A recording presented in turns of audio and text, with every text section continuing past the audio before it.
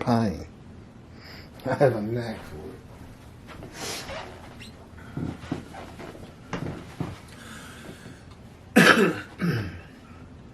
Chapter 21, part 6.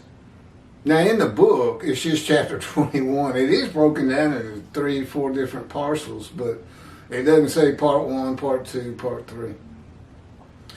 The first speakers of Isaiah 53 are the witnesses of the righteous servant.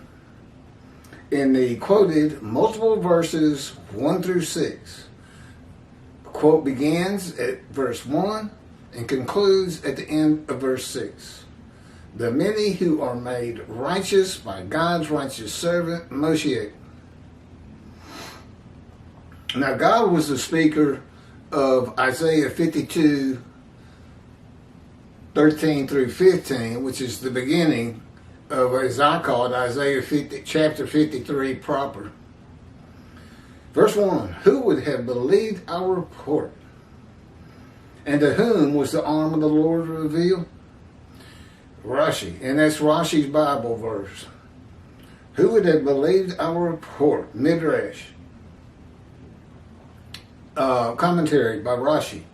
So will the nations say to one another, were we to hear from others what we see, it would be unbelievable. And that's what you should be saying about what I'm presenting you. Far and above more knowledge than has ever been revealed in Judaism, and at one time. Not over 2,000 years, or however long it's been.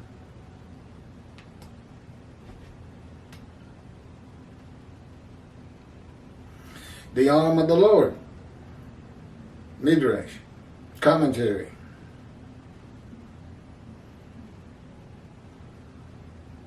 Like this, with greatness and glory, to whom was it revealed until now?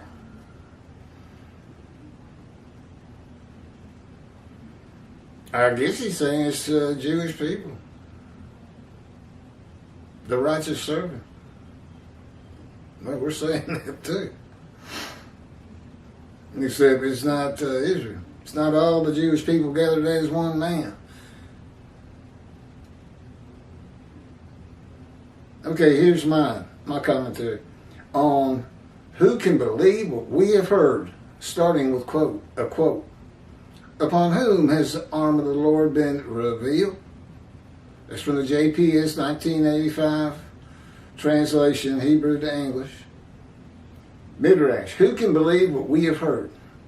The witnesses ask, who can believe that God redeems the Jewish people by the new covenant with sin forgiveness that is delivered by the messenger Elijah, who receives it from the angel of the covenant, who is the angel of God's presence, the Holy Spirit, that alights upon the anointed one in Isaiah chapter 11, verse 1.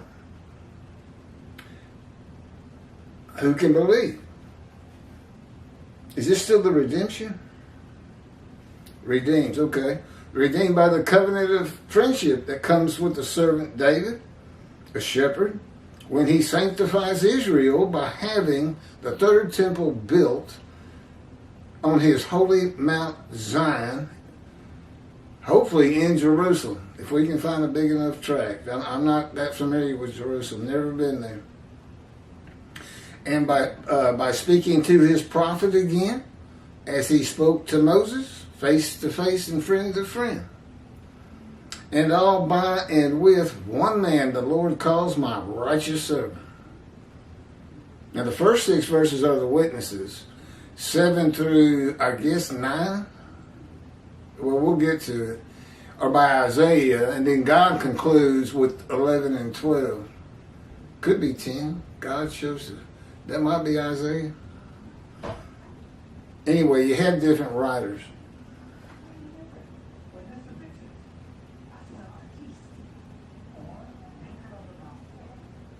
When he sanctifies Israel,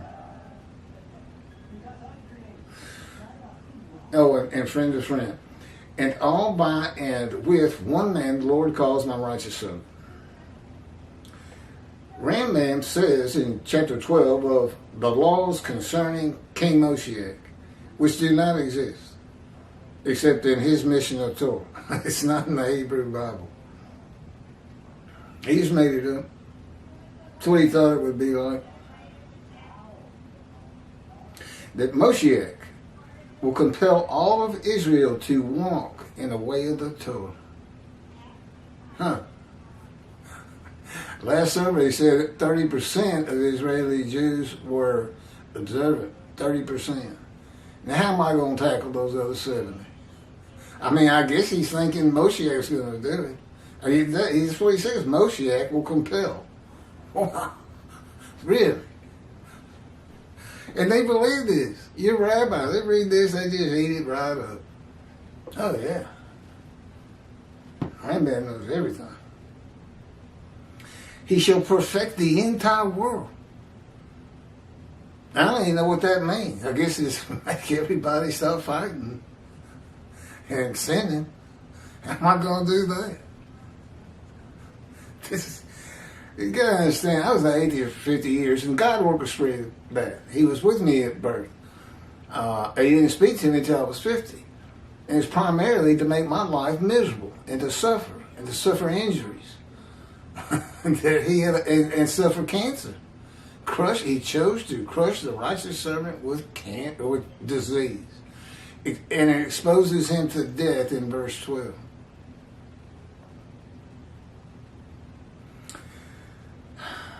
Okay, let me just keep going. This is going to be long enough. Perfect the entire world, motivating all the nations to serve God together. Really? Let's go to China first. Neither envy nor competition. Let's go to Vatican Isle. Oh no. Yeah, let's go to Vatican Isle. Let's get the Pope. Yeah, he's going to exalt the Jews and go become a Jew and tell the Jews he's disavowed Jesus. And he wants to go into the house of prayer, but you can't go into the house of prayer unless you follow the covenant and all the laws and rules God gave Moses, as the Israelites and the Jewish people today have to do. Yes, the Pope's going to have to practice the 613 laws derived from the Torah. I hadn't thought of that one. That's a good one. There will be no famine. Nobody's going to be hungry. No war. Now, I don't know who's going to grow all the food. Doesn't sound like the farmers are going to be. It sounds like they got a full day ahead of them. The entire world will be solely to know God. And the Jews, therefore, will be great sages and know the hidden matters with an understanding of the Creator to the full extent of human potential. And that would be me, not the Jewish people. I mean, I'm imparting much of that knowledge on these videos. And of course, they're in God's book, and that's how I know. I could have never figured all this out. Look, I got, as I say, gut shot. I got shot through the abdomen. Went in on the right side where your bladder is, and went all the way across me and basically lodged in my left buttock. And it was 8 hours before I got to a hospital that could help me. I didn't think of God one time. Didn't try to make any deal. Didn't tell God I'd stop sinning. The name just did not come to mind.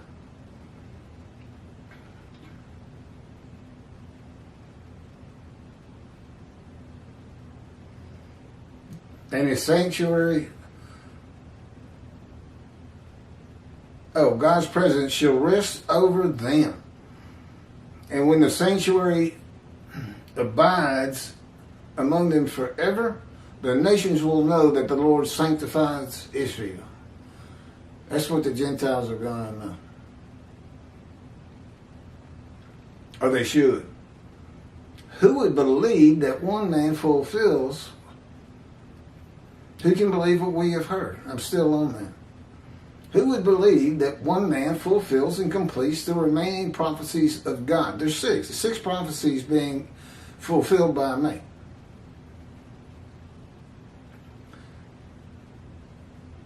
In the day of the Lord. The remaining prophecy to be fulfilled is the delivery of two specific covenants and the arrival of God's righteous servant Moshiach, who makes the many righteous. Of course, the anointed one, a shepherd, God calls my servant David, Elijah, who was taken to heaven and returns and recounsels the members of the Jewish families one to the other through Judaism and righteousness. That's making the many righteous. My duties and those of Elijah pretty much go straight together, and it's a good thing, because I'm both. I'm Moshiach, I'm Elijah, prophet like Moses. Who did I leave out? Oh, and the man described in Isaiah 53.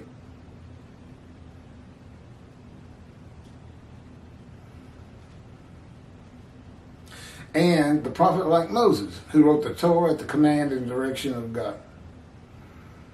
The witnesses will report, and who would believe it? Not many people right now, based on the comments I get, very derogatory. Shunned and despised. God knew it was going to be like this. Shunned and despised and held of no account. That's in Isaiah 53.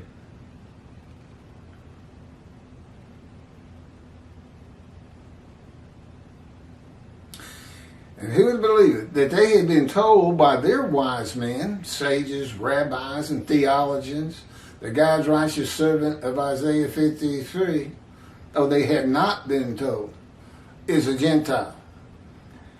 It's possible some have, but I've never seen it in the beginning. Isaiah 63 says God comes from Adam, that is interpreted in Judaism to be Christianity or Gentile, the nations, and means he is coming from a Christian country. And of the people, Jewish people, none are with him. He comes with a Gentile. His righteous servant, Moshiach, the prophet like Moses. He's got to have a visible representation. I mean, basically, he's throughout the earth at all times. But you don't know where he is specifically, his presence, his mind, unless he's got a man, a guy. I mean, it could be a woman, but that's not how it's shaping out.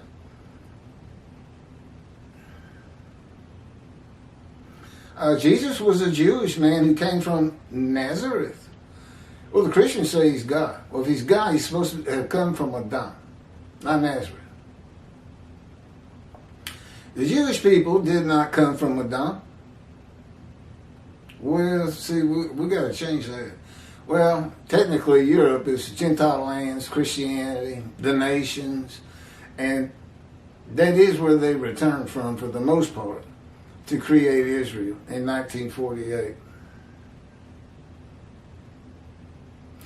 Now, in the Exodus, God wouldn't allow, well, Moses wouldn't allow, and 600,000 Egyptian slaves and their families that he was leading to the promised land, they had to go around Adam. They weren't allowed to go through. And if Moses can't go through, then God didn't go through. Because God's in Moses. And once he comes within you and the Spirit alights upon you, he doesn't leave. He's been with me 16 years now. Just think about that. And here I am. It just seems like we're just inching our way towards Israel.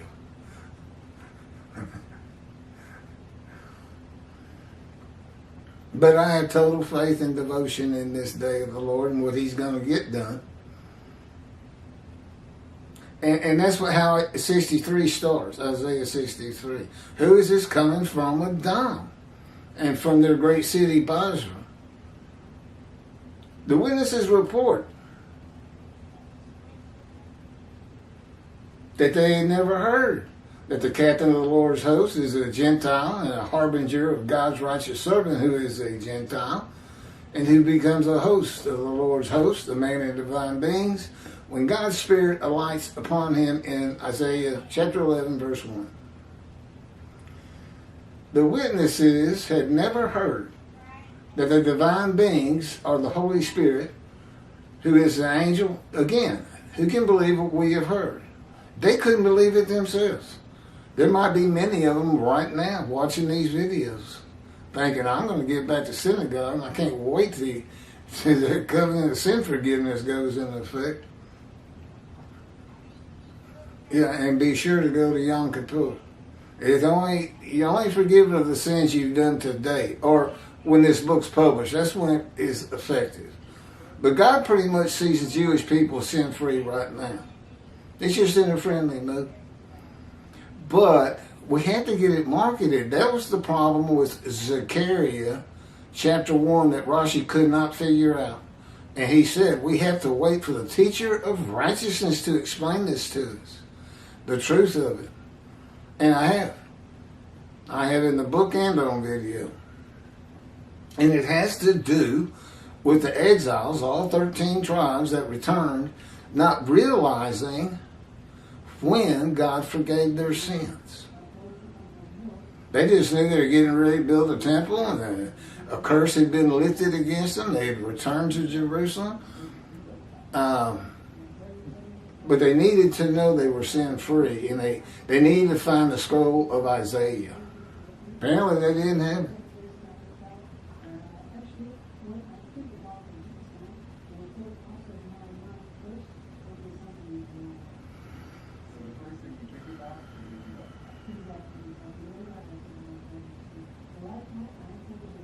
The TV's on again. Yeah, I'll take a break.